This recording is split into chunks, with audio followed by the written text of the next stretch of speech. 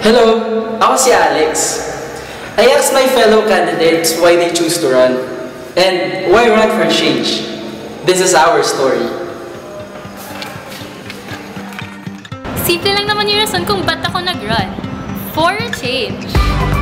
So, sa tulong ng mga nakilala ko dito sa city, na-realize ko kasi yung potentials ko as a person. And this time, I want to turn those realizations into actions.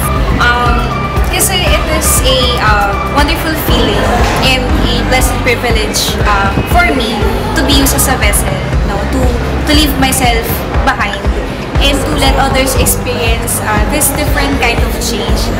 A very beautiful change that the students have not yet seen or have not yet realized. Kasi yung batchmates ko, sobrang galing talaga ng batchmates ko.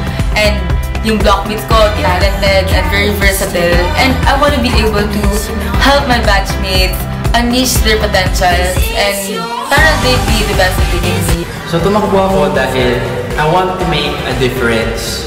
Gusto natin na mas improve na student representation. Gusto natin na mas marinig tayo sa USC.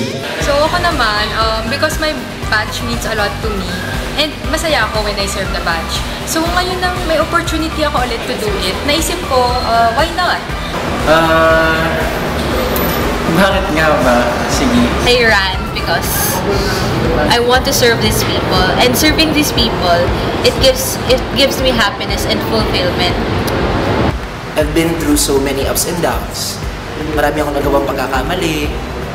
Pero dahil sa mga pagkakamaling yun, ang dami kong na-realize, ang dami ko natutunan.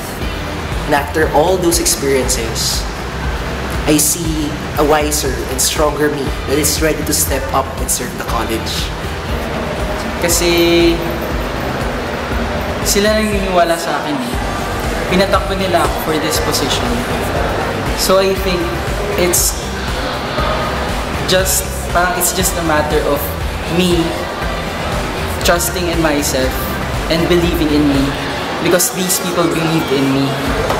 Then, as time passed, na-realize ko na kung kinaya kong magbigay ng service sa sarili kong batchmates, why not extend my service to the whole college? Sa 2 years ko silang nakasama, I believe that our batch could be so much more, and I would want to be the one to lead them towards that change. Kasi last year I was in an accident and I came close to dying. And I feel like I was given a second chance in life.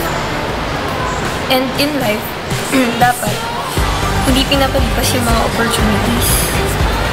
So nung binigyan nila ako ng opportunity to run, to serve the college, an opportunity to make a contribution to the college, hindi na ako nag-think twice to say yes.